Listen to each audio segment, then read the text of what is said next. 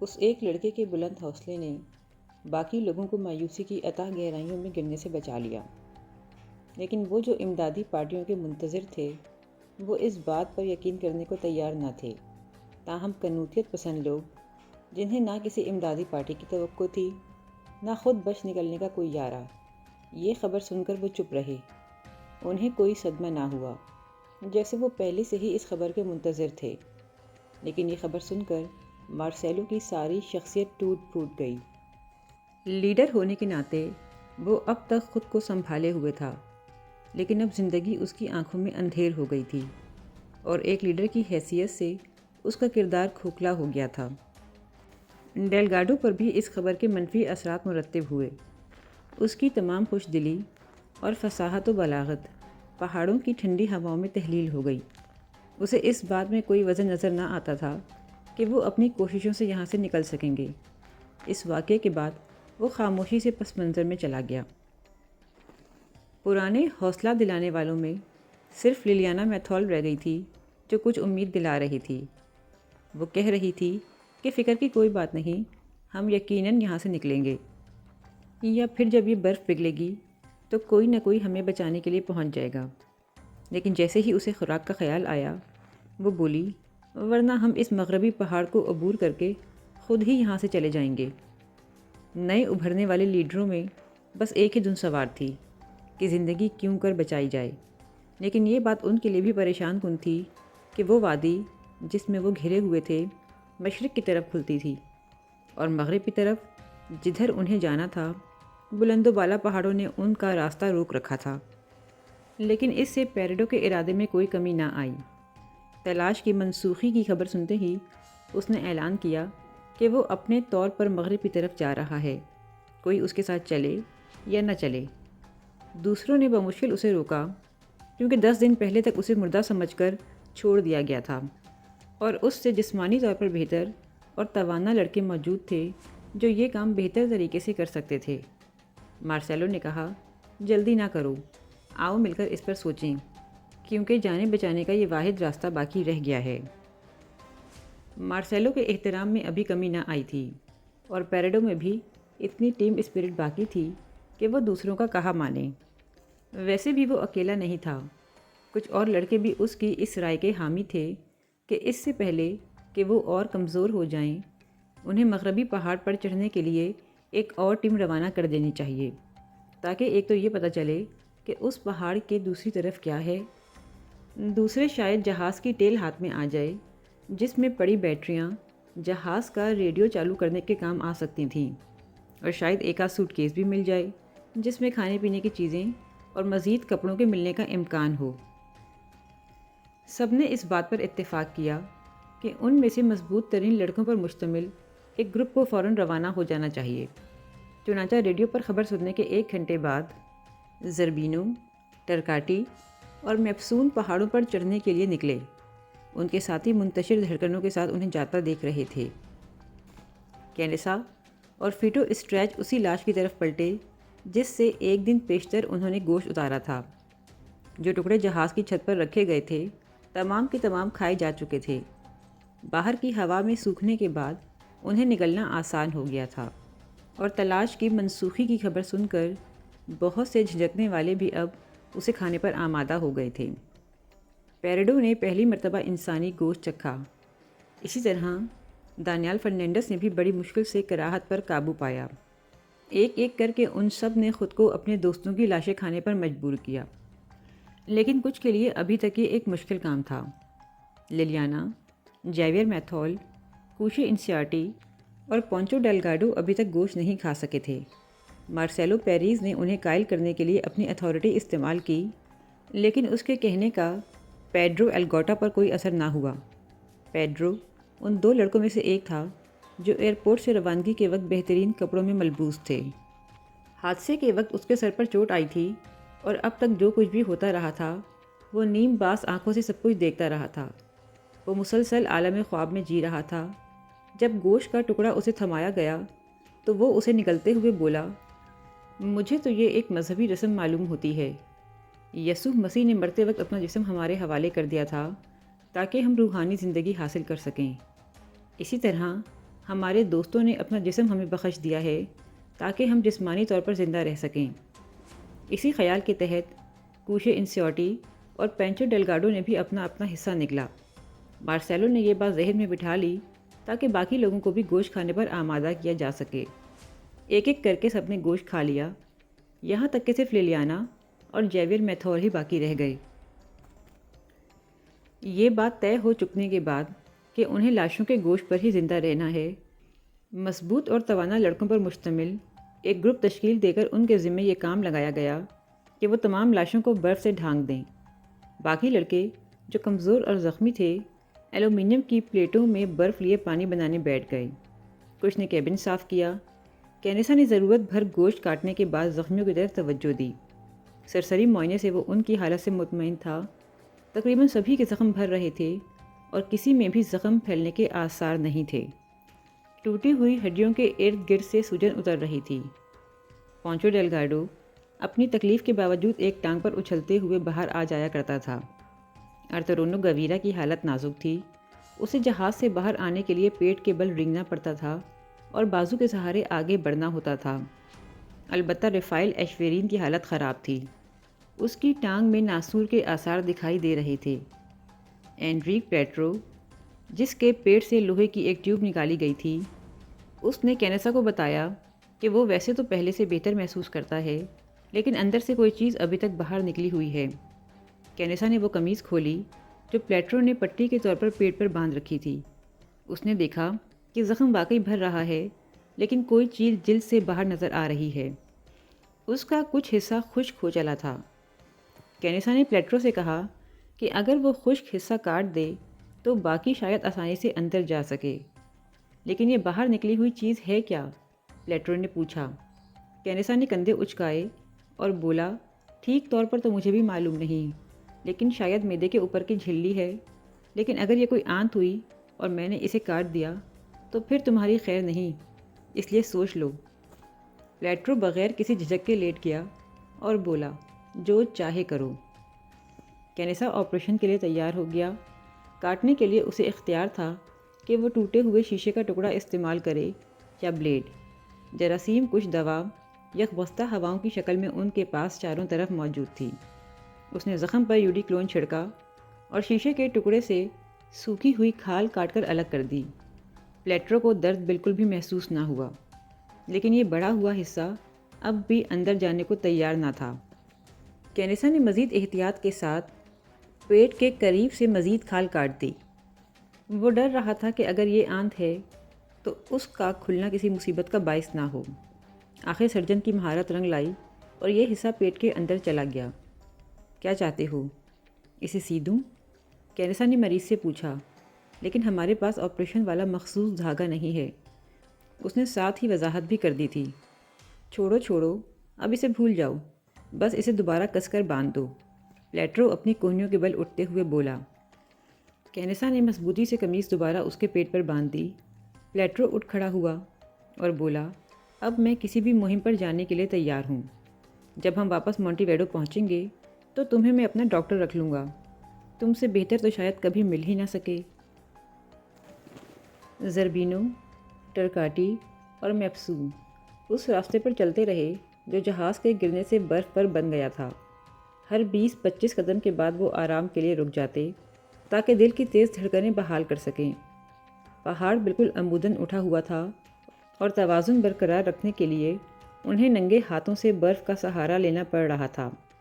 روانگی اتنی جلدی میں ہوئی تھی کہ وہ سردی سے مناسب طریقے سے محفوظ رہنے کے لیے کوئی خاص اہتمام نہ کر سکے تھے۔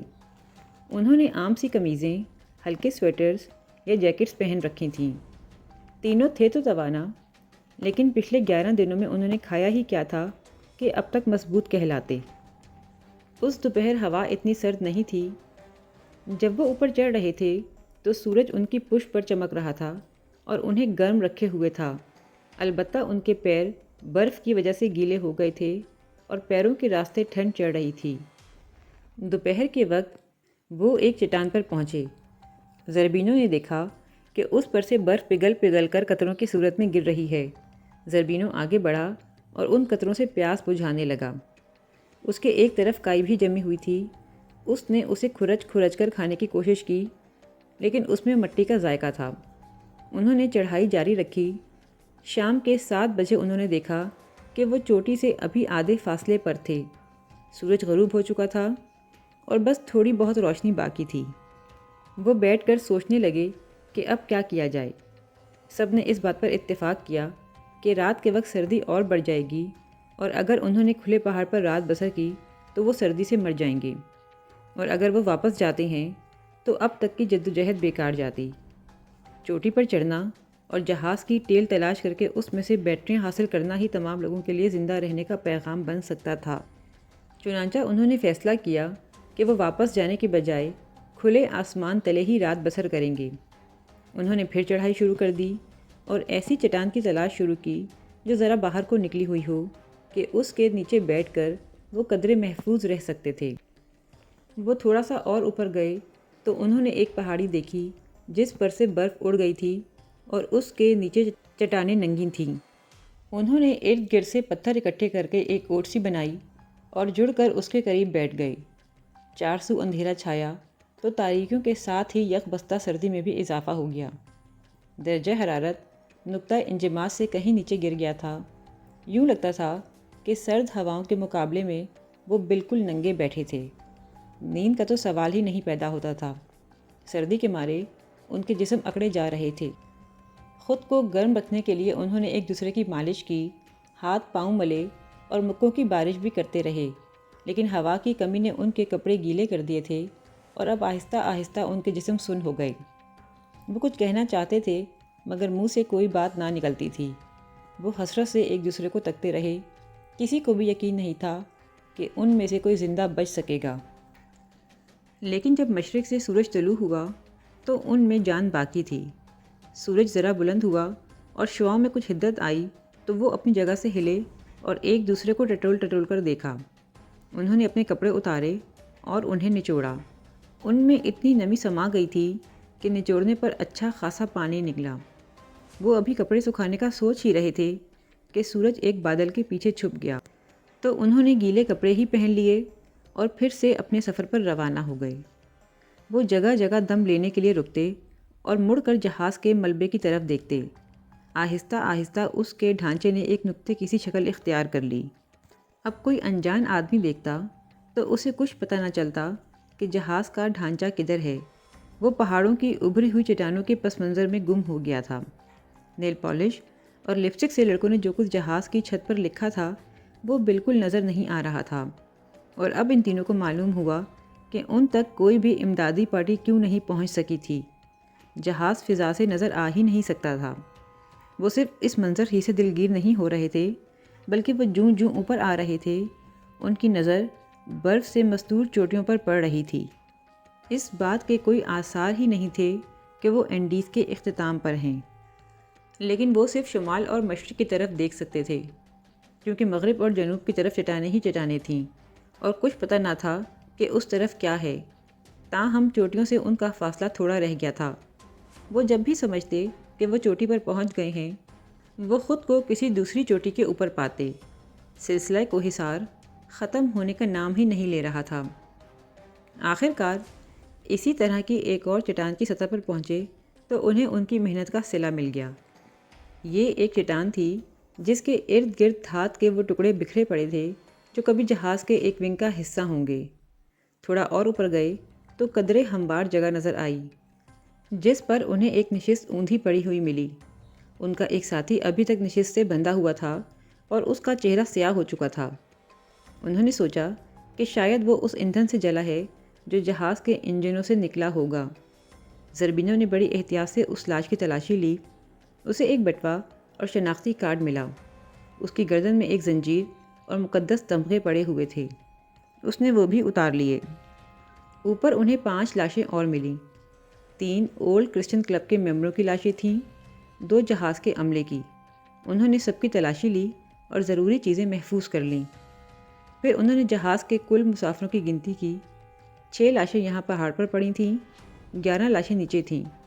24 زندہ آدمی فیئر چائلڈ میں موجود تھے اور 3 وہ خود۔ کل 44 ہوئے۔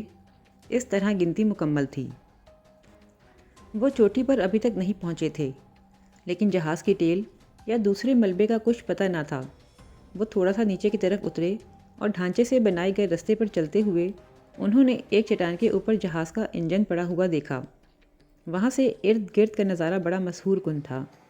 تیز دھوپ کی وجہ سے ان کی آنکھیں چندھیا رہی تھیں۔ ان سب کے پاس دھوپ کے چشمے تھے سوائے زربینوں کے۔ زربینوں کا چشمہ اوپر آتے ہوئے گر پڑا تھا اور پھسل کر اس کی پہنچ سے کافی نیچے چلا گیا تھا۔ زربینوں چشمہ تو وہیں چھوڑ آیا تھا، لیکن ایک خیال ساتھ لے آیا تھا۔ واپسی کا سفر شروع ہوا تو انہوں نے نشستوں سے اٹھائی گئی گدیوں سے مدد حاصل کی اور انہیں اپنے کولہوں سے باندھ کر ان پر بیٹھ کر پھسلنے لگے۔ وہ جہاز کے ہر ٹکڑے کے پاس رکتے کہ شاید کوئی کام کی چیز مل جائے، اور رفتار کم رکھنے کے لیے سیدھا نیچے پھسلنے کے بجائے آڑے ترچھے ہو کر نیچے اتر رہے تھے۔ انہیں جہاز گرم رکھنے والا سسٹم بھی ملا، پھر باتھ روم کا حصہ اور پھر ٹیل کے حصے کے پرزے، لیکن خود ٹیل کا کچھ پتہ نہ تھا۔ برف سے منعکس ہوتی سورج کی شعاعیں اتنی چمکدار تھیں کہ زربینوں کو کچھ نظر نہ آ رہا تھا۔ وہ آنکھیں میچ میچ کر آگے بڑھ رہا تھا، بلکہ کبھی کبھار تو اس کے ساتھی اسے سہارا دیتے۔ آہستہ آہستہ وہ نیچے آ گئے۔ جب جہاز کے ڈھانچے سے ان کا فاصلہ تھوڑا رہ گیا تو میپسون نے کہا، ہمیں باقی لوگوں کو یہ نہیں بتانا چاہیے کہ ان راستوں پر چڑھنا، اترنا اور بچ نکلنے کی کوشش کرنا کس قدر بیکار خیال ہے۔ ٹرکاٹی نے بھی اس کی حمایت کی۔ ہاں ہاں، ان کی حوصلہ شکنی سے کیا فائدہ؟ لیکن یہ تمہارے پیر کو کیا ہوا ہے؟ اس نے میپسون کے پیر کی طرف اشارہ کرتے ہوئے پوچھا۔ میپسون نے اپنے پاؤں کی طرف دیکھا۔ اس کا جوتا اتر چکا تھا، لیکن سردی کی وجہ سے ٹانگ اتنی سن ہو گئی تھی کہ اسے بالکل پتہ ہی نہ چل سکا تھا۔ باقی 24 آدمی انہیں بخیریت واپس اترتا دیکھ کر خوش ہوئے، لیکن ان کی جسمانی حالت دیکھ کر سہم گئے۔ تینوں اپنی سن ٹانگوں پر اچھلتے واپس آ رہے تھے، اور صرف ایک رات باہر گزارنے پر ان کی حالت پتلی ہو گئی تھی۔ زربینو تو تقریباً اندھا بن کر لوٹا تھا۔ اس پر مستزاد یہ کہ ٹیل کی کوئی خبر نہیں ملی تھی۔ انہیں فوری طور پر جہاز کے اندر لے جا کر گدیوں پر لٹا دیا گیا۔ گوشت کے ٹکڑے انہیں دیے گئے جو وہ فوراً نکل گئے۔ ان کی آنکھوں سے مسلسل پانی بہہ رہا تھا۔ اتفاق سے کینیسا کو ایک سوٹ کیس سے آنکھوں کی ایک دوا مل گئی تھی۔ اس کے قطرے ان کی آنکھوں میں ٹپکائے گئے۔ جلن تو محسوس ہوئی، لیکن وہ بخوشی اسے برداشت کر گئے کہ اس قسم پرسی کے عالم میں بھی ان کی آنکھوں کے لیے کچھ نہ کچھ میسر تھا۔ زربینو نے اپنی آنکھوں پر ایک قمیض باندھ لی۔ 2 دنوں بعد یہ قمیض کھولی تو اسے تب بھی کچھ نظر نہیں آ رہا تھا۔ وہ صرف روشنی اور سائے میں تمیز کر سکتا تھا۔ اس نے پھر قمیض نقاب کی طرح باندھ لی اور سورج کی کرنوں سے بچتا رہا۔ کھانے پینے کے وقت بھی وہ نقاب ڈالے رکھتا۔ بصارت کھونے کے بعد وہ ناقابل برداشت حد تک تنک مزاج اور چڑچڑا ہو گیا تھا۔ مہم میں ان کے پاؤں بھی بری طرح متاثر ہوئے تھے۔ سردی کی وجہ سے وہ سوج کر سرخ ہو گئے تھے۔ ان کے ساتھیوں نے ہلکے ہلکے ان کے پیروں کی مالش کی۔ کوئی بھی یہ بات نظر انداز نہ کر سکتا تھا کہ صرف ایک روزہ مہم نے ان کے مضبوط ترین افراد کو ادھورا کر دیا تھا۔ اس احساس نے ان کے حوصلے پھر پست کر دیے تھے۔